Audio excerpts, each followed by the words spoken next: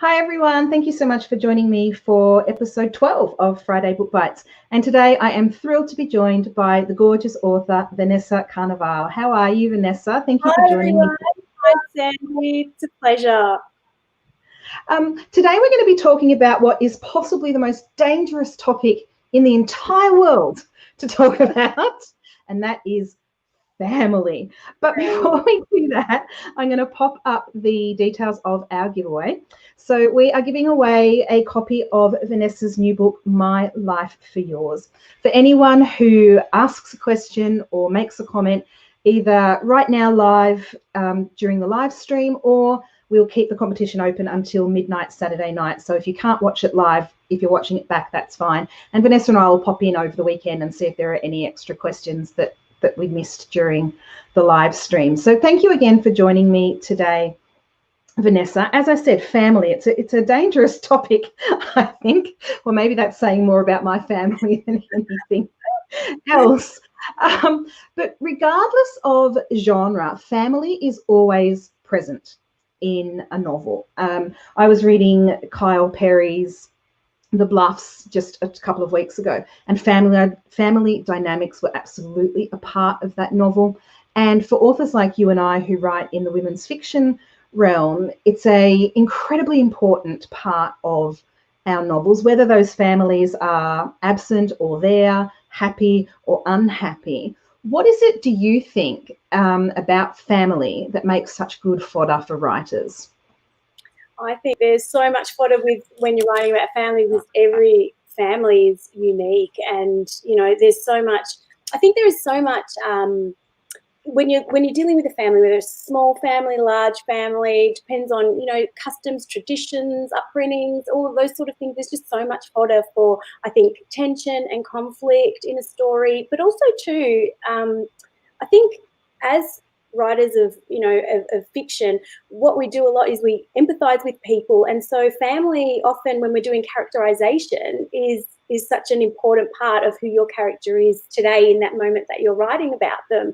And then when you're bringing other characters in, of course, then that is something that you can just explore so many things. It's fascinating, and I think every family is different.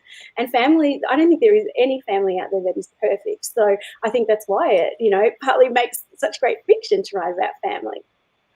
Yeah, even the happy families are never going to be perfect, are they? They may appear perfect on the surface, but if you go behind those closed doors, which is what our job as writers is, to go behind those closed doors, we discover that, maybe things aren't as perfect as they first seem.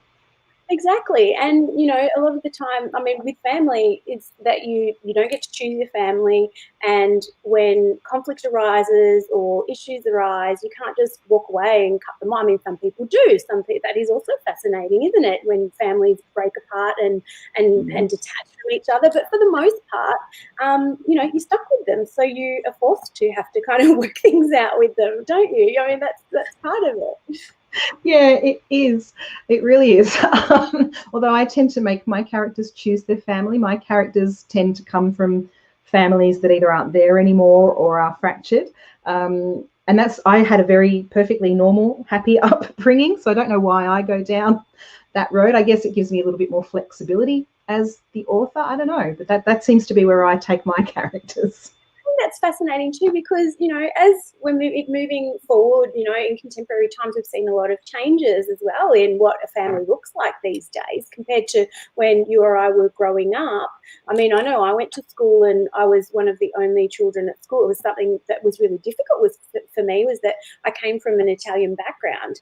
And I went to school with a lot of, Italian children and children with Italian parents or Greek parents, and none of their parents were divorced. And mine were from, my mum and dad separated when I was only 2 years old.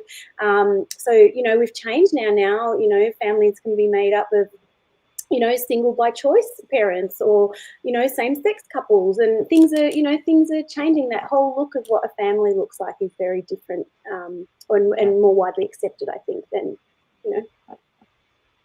Yeah, absolutely. Tracy's left us a comment here that she loves reading about families, and every family member brings something different to the story, which is absolutely true. And she especially loves it when there's, I think that's supposed to be a lot of conflict. As writers, though, how do we bring those family dynamics onto the page, because in a real life family, there are years and years and years of history that form those relationships. And my sister doesn't watch this, so I can safely say this. We had a conversation this morning, and there was a little bit of tension just beneath the surface, and that tension has arisen from 40 odd years. We don't have the time and the space to do that on the page, to share those 40 years of history. So as authors, how do we get those dynamics across on the page?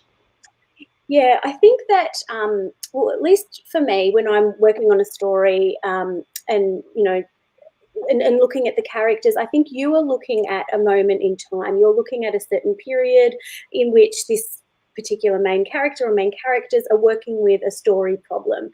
And so I think what I do is, I'll speak from me, my perspective. It'll be interesting to hear yours.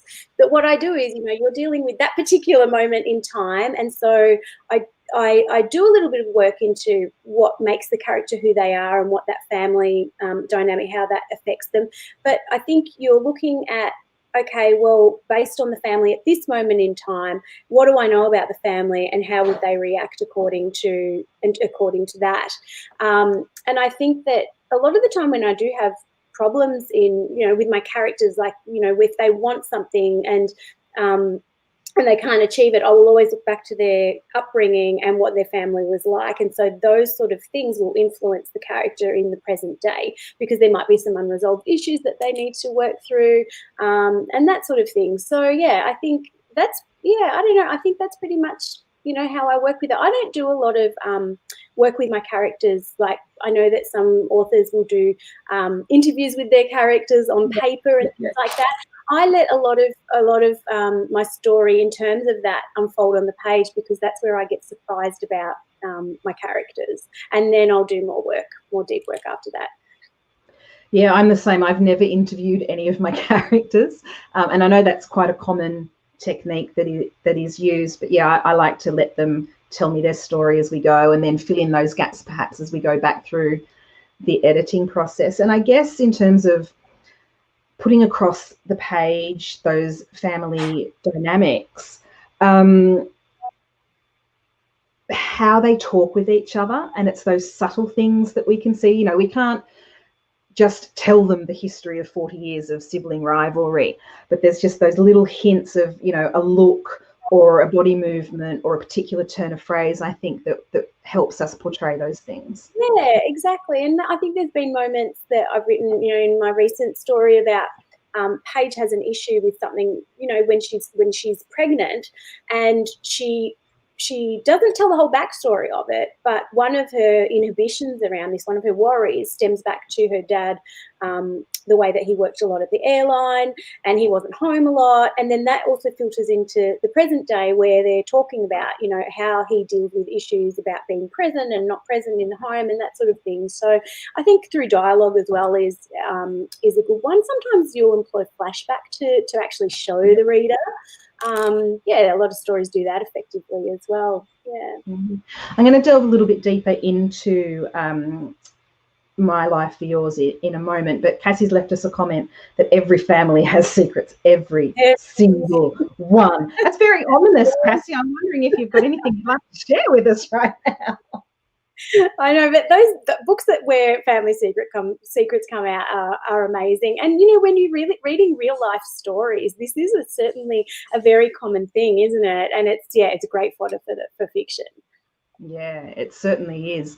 Now, getting into My Life for Yours, and I think this is not a spoiler to say this, but the couple in the story have a decision to make around their pregnancy. The wife's life is in danger if they take the pregnancy to term, and they have to make a decision around that. And one of the things that comes through in the story is how every family member has an opinion on what they should or shouldn't do. And I find this really interesting, that family always have a claim on each other. And I wanted to get your Cassie says she's not sharing her family secrets. Oh, you spoil sport, Cassie. So what do you think it is that family has this claim on us? Is it purely from a perspective of they want the best for you, or do you think there are other layers going on there? I think there are definitely other layers going on there, and I think every family is different. But I know certainly in my family, like if I have a big decision to make in my life, not as big as what Paige had to decide, I will talk to my husband, talk to my family. I will always talk to my mum and my brother as well. And so I know that they would never be afraid to tell me what they thought if they had an opinion on things, and that's something that I respect. But I think it is fascinating to talk about this, because I know that there's times, even as a parent to my own children, that are, you know, one of them's almost a teenager, the other's a teenager, and you sort of move into this phase where you've got to give them a little bit more autonomy. And you know, I know as a parent, I've thought about the fact of, oh, geez, I can't be making all of these decisions for you. You're going to have to decide. You're going to have to make mistakes. It's all that letting go, isn't it? But then if your child was faced with something so huge, you know, could you sit back and not say anything, or, you know, let your opinion be known? How would you actually react to that? You know, would you be able to find a balance between giving them some freedom or not? And then, you know, I know that I know families where there's been, you know, a mother that has been so controlling in, you know, an adult's life, where they've not been able to make decisions about purchasing a home, or, you know, careers and things like that. So families do influence each other, and they often do have a hold on how you know, children in the family react according to their parents and things like that. But that was certainly something that I wanted to explore in this book. I wanted to see how the family would, you know, how they would individually react and how they would collectively react to this. And were they all reacting out of a place of love? I think they were reacting out of a place of love, but also fear. Yeah, fear was a big driver for a lot of their behaviour. In all honesty, like, I don't think that they were too over the top with, you know, with their thing. I could actually see things from each perspective, and I thought, okay, yeah, I can imagine someone doing that, or I can imagine myself doing that. Yeah, but I think it was definitely fear is something that drives people to take certain actions as well. Yeah. And where we fall within the family, I think, is very much a deciding factor on how we react to those big moments in life. If you're a mum, and if you're the mother of the person that has that big decision, like Paige's mum, you know, you're coming at that from the protective space, perhaps. You know, I know my husband and I see, you know, some of these big decisions from very different perspectives. We've had medical issues with our daughter, and, you know, we're not always on the same page. So yeah, where we fall within that family, if you're the youngest sibling or the oldest, if you're the boy or the girl, it's such a rich mind that we can delve into. Absolutely, because then there's also the one that says, okay, well, this has just got to be fixed. And then there's the one that gets emotional, and then there's the one, you know, like, everybody's different with how they react to things and how they all affect each other. Yeah. Yeah. Tracy's got a comment about that bringing family into such serious decisions can be a double-edged sword with different opinions. It could split them based on their beliefs. And it's so true, because, as we just said, you know, everyone would have a different opinion on it, and it may not always be helpful. That's right. Yeah, that's right, Tracy. You're absolutely right. I know when we were having children, and we have the one, and there are reasons that we only have the one, and everyone in the family did have an opinion on that. You know, should we try for more? Should we not try for more? And, you know, when there's such big life decisions, is it really the family's business, or is it just the two people involved? That's right. I mean, you know, and I think that's what made things, for this particular story, that's what made things hard for Paige as well, because it was, you know, if she took this huge risk, it was, you know, it's her decision, it's her body, it's her baby. But at the end of the day, she had to think about these family members, because if things didn't go, you know, if she's making a life, you know, life-altering decision like that, other people would be left to deal with that, with the aftermath of it. So, you know, does that give them a right to give their input? I don't know. I think that's one of the fascinating things about this book, even as an author, that I was able to play with, because I don't think there are clear-cut answers for that. Yeah, and that's the fascinating thing about that. Yeah, you know, everybody in the family is affected by decisions that we make.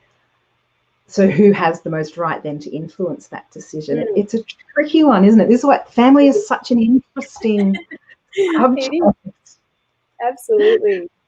Leanne has commented that she thinks birth order in families is a big part. Yeah. I agree with that. I think it's so interesting. I have one older sister, and there's certain dynamics that come with that. My husband has two younger sisters. There's certain dynamics that come with that, and I think we could lay down on the couch and do a really good therapy session. Yeah, absolutely, Leanne. And I know I'm the oldest in my family, and I'm always the one that's called upon to fix things. So yes, because my mum has been on her own as well. So it's like I always have to do the fill in for for what maybe a husband would do for my mum. So yeah, I play that role, and that's just how it is. I mean, I enjoy it. My family's great, but yeah, I think birth order does play a part as well. Yeah, absolutely. I'm wondering, and again, this could be just a reflection on myself here, but I'm wondering if one of the reasons that authors, as we said at the top of the interview today, through every genre discuss family dynamics, do you think that maybe there's an element of self-therapy going on there with us? Possibly. I mean, this is the thing, like they say, write what you know, and we know how to be mothers and daughters and aunts and and that sort of thing. We there are definitely when we're dealing with family in our own lives, that's something that you can bring to the page and explore. So yeah, I definitely think that is something. Yeah, I think it can be therapeutic. And they say, I'm sure you're asked all the time, do you see yourself in your characters? And I do see myself to some degree in some characters, and some of the behavior is a little bit over the top, and I wouldn't go as far as some of my characters with certain things, but there are certain feelings that I will explore within within my books that reflect things that I have wondered about or that I have felt at certain times. And okay, well, if I felt the way that my character felt in a certain situation, how did I deal with it? And what if I didn't deal with it in that way, but I dealt with it in this way, and let that character kind of go forward with that? And I think we are dealing with drama in books and things like that, so we're actually able to go deeper with certain feelings. So I think that definitely we draw on that. Yeah, absolutely. And while I don't think anyone could ever read any of my books and go, oh, that's Sandy, there are definitely elements of myself in, particularly the main characters, a hint here and a hint there. And it's fun to explore those aspects of your own personality, I think. Yeah, definitely. Yeah. Now, I'm going to open up a possibly heated debate here. Cassie says she's the baby of the family and she has the easy run. And Leanne is backing that up with, yes, the oldest is normally more sensible. I beg to differ. I am the baby of my family, and it is very much a role reversal for us. But there's always the exception. There's always yeah. And I have some support here from Deb. Deb, you are on my side. Yeah, not always, Leanne. I can vouch for that. Although Tracy is saying that she is the eldest in her family. But because she has a condition, she's treated more like a middle child. That's interesting. And that's another aspect that, something like a disability or a medical issue can flip the family dynamics so quickly too, can't it? Absolutely, yes, definitely. That is definitely, that's a unique situation. And yeah, definitely. I think that, circumstances of our lives, this is the thing, like there's never black and white with family. It's so broad. It's so conditional upon circumstances, whether they're, natural circumstances or just the conditions in which we find ourselves. Yeah. Yeah. Which makes our job so much more interesting, I think, when we start getting into these dynamics. Cheryl's popped in controlling mothers, surely not. That's a whole nother story, I think, Cheryl, if we start getting into mothers. And she's saying how much she loves juicy family sagas, and she's mentioned Monica McInerney, Tabitha Bird, and one of my own stories too. And I think that's also part of the reason we go there as authors, because that readers can relate to it, because we've all got some sort of family. whether it's a homogenous family, a dysfunctional family, a blended family, an absent family, readers can relate to that in some way too. Exactly, yeah. And Monica McInerney, she does families so well. I mean, the Alphabet Sisters and then the Quinlan family. I mean, yeah, she does a really great job. She does. I've missed a comment here from Yvonne. I'm just going to pop it up now. And it's, hi ladies, she's not read any of your books yet, Vanessa, and she'll have a look for them. I would absolutely recommend that you do, Yvonne. I'm going to put up a graphic later on with other books by Vanessa, and I would highly recommend that you check them out. We've got a writing question from Vanessa that I'm hoping you'll answer for us. Vanessa, from Vanessa to Vanessa. What are your tips for writing realistic dialogue for your characters? Oh, okay. I actually, one of my favourite things to write is dialogue. I don't know why. It's something that I think gets me into a story. So with actually My Life for Yours, I actually just started writing the book with dialogue because I knew that we were going to have this dilemma here, and I actually started writing with the conversation of the characters. I think tips for writing dialogue, I would say people don't always say what they mean. So when we talk when we talk in conversation, we don't always, people don't always say what they mean. And I think if you reading a book, you don't want it to be too stilted, too wooden. People stop mid-sentence, and there's always room for interpretation of what people are saying. And so I try not to spell things out too much. I really love banter in dialogue. That's just something that I enjoy doing. My characters tend to do a bit of that. I'm not one to sit in cafes and listen to dialogue, but I do read screenplays.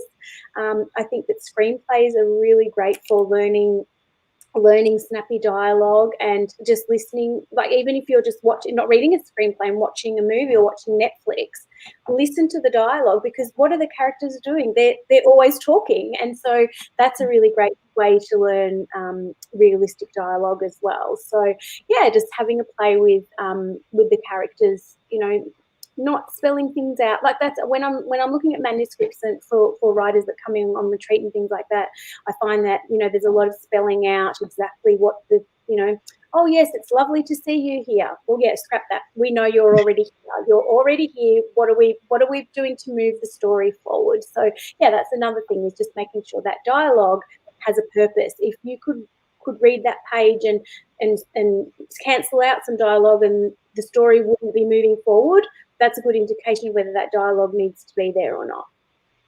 Yeah, absolutely. That's the key, isn't it? That whatever is on the page, whether it's dialogue or description, it has to move the story forward. It has to serve some sort of purpose. And if it's not, then it shouldn't be there. Another tip that works, and I've certainly used this, is reading it out loud.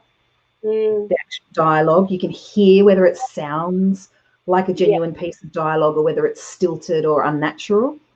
Yes, definitely.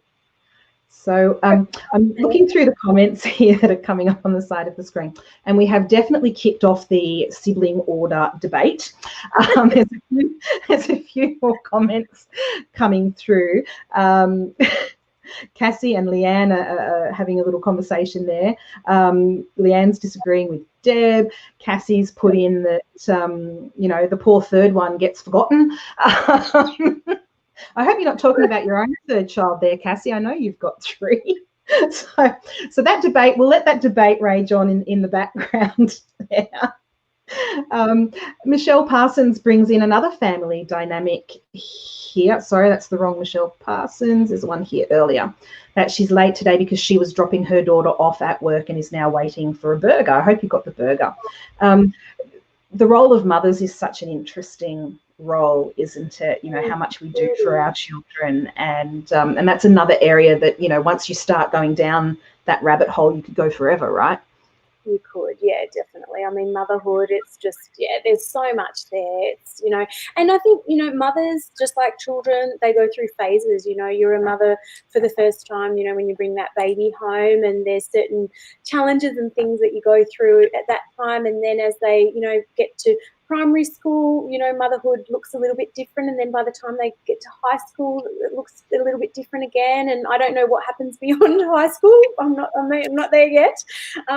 Year 9 apparently is a really difficult year. I'm hoping that things will get better. But yeah, I mean, you change as a mother as, you know, as time passes. And, you know, I look at my mum now and I think to myself, oh, wow, I wonder what it must be like for her to look at her children. They're all grown up and they've got their own kids. And, you know, and motherhood, again, looks different to her as a grandmother. So, yeah, motherhood is something that I don't think we'll ever tire of in books, really, will we? I mean, there's you know, yeah, there's a lot of drama and I think issues as well. There's a lot of issues around motherhood that can be explored in fiction as well.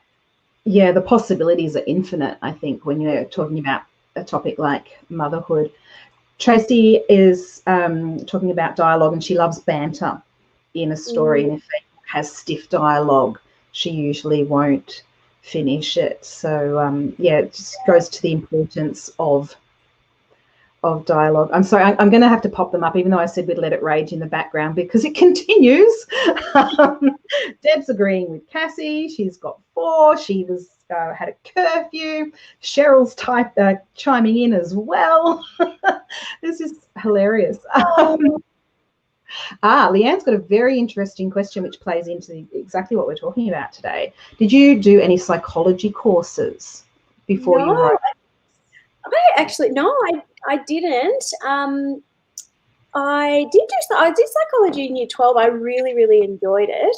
But no, I haven't actually formally studied it. But I think as a writer, I think even if you haven't studied psychology, to some degree, we are fascinated with the human condition. We're fascinated with people and what makes a person who they are. And, you know, and we are all, I mean, one of the requisites to write fiction is to demonstrate, hopefully you do this, is demonstrate character growth and character change. You know, your character at the beginning of the story needs to be very different by the end of the story, and maybe their views and things have changed. And so as an author, I'm always looking at what kind of things are going to help my character achieve that, and, you know, what changes people and what alters our perceptions about life and our circumstances. In case you haven't noticed, I'm a huge overthinker, but that's what I do. I mean, that's what I do. I mean, my mum has this joke where she'll tell me a story. She'll say something like, "Oh,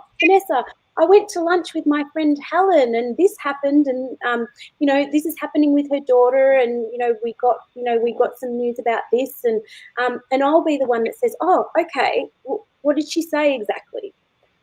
This is what she said. Well, how did she say it? Was she upset? Yeah. Okay, like, what did she do? Like, did she cry? And so my mum's like, "Vanessa, I don't know. This is just what happened." And she knows that I drill her with questions, and I think that's just how I learn about people. And to me, it's fascinating to look at how different people react to different situations, myself included. Like, when I'm dealing with something, I will look at how I deal with it, and then I will look at, I wonder how other people might deal with this. You know, how do those people that are always upbeat and happy about things, what is it about them that makes them like that? So I don't know if you do the same thing, Sandy, just when you're just thinking about people and life, is just keep digging and asking the questions, being curious. Yeah, I definitely don't have any training in psychology at all. But I always say that I think writers are first and foremost observers. You know, we observe human interaction and we observe how people react in a certain way, and we see things, I think, that other people don't necessarily see when we're watching. It'd be terrible to be our friend, I think, because we're always watching what's happening. And yeah, I think you're right. You know, you keep digging, you keep, even if it's in your own head, asking those questions. How did they react? Why did they react? What else is going on here? If they had a cup of coffee, did that affect things? You know, it's those sorts of things. I wonder whether you think, I'm just sticking with this question because I think it's actually quite fascinating. Do you think having a degree in psychology would help or hinder you as a writer, maybe? That's an interesting question. I don't know. I think you would understand. I I think it would give you a bit of an insight into how people would react. I think we do a lot of figuring that out just based on our, like you said, on our observations, where I think a psychologist would have a little bit more insight into, into some of maybe, the common ways people think, whereas we're sort of figuring it out, which is probably good because that gives us a bit of creative license as well. Yeah, and it also gets us out of the textbook description of a certain way a person behaves. I think we're looking at it more from a human behaviour type perspective. We always want to make our characters a bit more, not one-dimensional, and, they need to be able to surprise us a little bit as well in how they act, so we don't always want them to act in the way that we would assume them to. Yeah. Helen is saying that she loves your book and she can't wait for the next one. And she's thrown in that the youngest gets up. I beg to differ, Helen. The youngest does not get away with everything. There's never going to be a winner, is there? Not on this debate. There's more comments along this debate as well. Debbie says she had two children close together so that the same rules applied. Helen's brought up that she has a twin brother and a younger sister, and they got spoiled, and they're still spoiled today. There's a whole can of worms we could get into here. Oh dear, I think we probably need a psychologist on this discussion to sort through all of our latent hostilities towards our siblings, perhaps. Cassie has a question for you. Would you say that your work fits into the moral dilemma genre? Do you choose your dilemmas or do they choose you? I love Cassie's question. Cassie always asks really great questions. This one definitely fits into the moral dilemma. It definitely is a very clear-cut moral dilemma. And the book that I am working on at the moment, there is another dilemma, I think. Yes. So these two books that I'm sort of moving towards. Yes, I think that that my previous two books, not so much. I think there's, there are questions and, which way should the character go and that sort of thing. And they are a little bit of, not as heavy or serious as these. And in terms of do they choose me, I think I'm just curious and I come up with questions and then that leads to a story idea and then I go with it.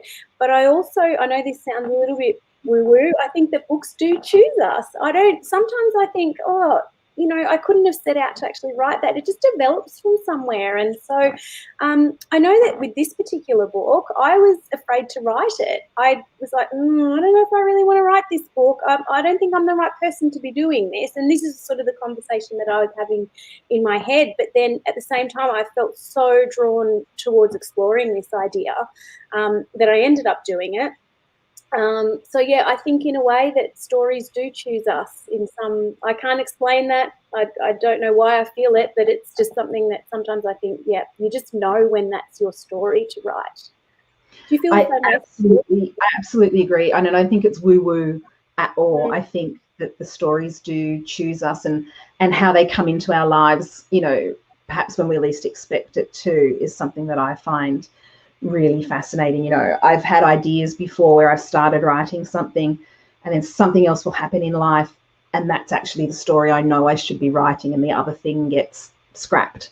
It happens all the time, I think. So. And I think readers can probably relate to this a little bit as well, because I also believe that books will find the right readers as well. And you probably have heard back from readers that have read your books and been told by them and just have felt that they came across your book at exactly the right time in their lives. Like I love it when that happens because it really it reminds me of the important work that we're doing as authors, and it just keeps me going. And so readers can probably relate to that as well when they've got a book in their hands and they think, I'm so glad that I found this book. Yeah. Absolutely. They're my favourite emails, the ones from those readers that you've touched in some way at just the right time in their life. Cheryl has a comment regarding the psychology aspect, that we do a great job of creating realistic and characters based on observations, and perhaps it may become too clinical if we were going by the textbook, and that's what we were saying there. Leanne has a comment. Maybe it comes from your heart, Vanessa, and you need to get it off your chest. Yeah, that maybe that's how the stories come to us. It's something inside us that we need to get out. Yeah, definitely. I know that with my first novel, which there's a whole theme of dealing with uncertainty and not being able to predict what happens in the future when you want an answer about something and you want a guarantee. And I didn't realise that I was writing about that until I came to one of my, the latest draft. And I was like, oh my goodness, I've written about uncertainty. And that was because at that time in my life, I was dealing with an entirely different situation in my life to what my characters were. But I know that thematically I was exploring that, and that helped me. It helped me see my own life in a different way and become more comfortable with not knowing. Yeah.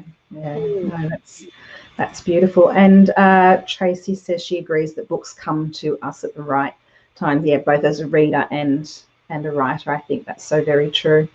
I'm going to start wrapping it up here. So if you've got any last minute questions, pop them in now. And while we're waiting for that, I'm going to pop up Vanessa's details. If you want to find Vanessa online or through social media, this is where you can find her. And there's some covers of her other books as well. It's a different cover to the one I've got. Whoops, where am I? This version of The Memories That Make Up. We have 3 covers for that book. And they're all beautiful. I like them equally as well. So, so if anyone has any last second questions, pop them up now. Otherwise, I will say thank you so much to Vanessa for joining me today. You mentioned the next book you're writing on. Is there anything you can tell us about that before you go? Yeah, well, so that will be out in March 2021. So there's not a huge wait for that. I didn't have a book out last year, but now these 2 are almost back to back. So, March 2021. I don't have a title yet. I'm still writing it. I'm nearly done. Well, not nearly, but my deadline is looming. So, so that'll be ready for then. It is, this one here is, explores, I don't want to say too much about it because I'm still figuring out the whole book because I'm still writing it, but it deals with female friendship and forgiveness, and there are some secrets in there as well, and it's told from 3 points of view, this one, and one of them is a child, so that's something that's really for me. It's actually been quite fun, so I hope that I get to keep her voice in there, the perspective. Be good. Excellent. Helen's got one last question for you, Vanessa. If you weren't an author, what career would you have chosen? Oh, good question. It's so difficult to answer because I'm the sort of person that I've dipped my toe into a lot of different things in my life. I think I always knew that I wanted to be a writer, but I don't know. Probably I would say a librarian, which actually is coming true at the moment, actually, because I finished some studies earlier this year in library services, and I have a job 1 day a week now in a primary school library. So during COVID, I actually lost my job in real estate. I've been in real estate for over 10 years, and that's what I've been doing on the side to my writing. And I was made redundant from my role, and then I found my chance to move into a library, and that's what I've always wanted to do, I guess. So here I am. Fantastic. I know she was asking you, but I'm going to answer the question as well. And I always answer this with, I'm assuming that talent and money are no object in this scenario. I'd be a musical theatre diva. That's what I would be. But I can't sing and I can't dance and I can't act. So that's, a bit sad. But, I love that. Thanks, everyone, for coming. Yeah, thank you so much for joining us. And where can people head if they want to grab a copy of My Life for Yours? Sure. So you'll be able to find, obviously, the ebook is on all the major digital retailers, Amazon, Kobo, Apple Books. If people are wanting a paperback copy, you'll need to order that online. You can do that at Booktopia, Book Depository, Amazon, and so on. So, yeah. Excellent. Thank you so much for joining us today, Vanessa. Have a wonderful weekend, and I hope lockdown is treating you not too badly. And we'll chat again soon. Thanks. It was a pleasure. Loved it. Thank you.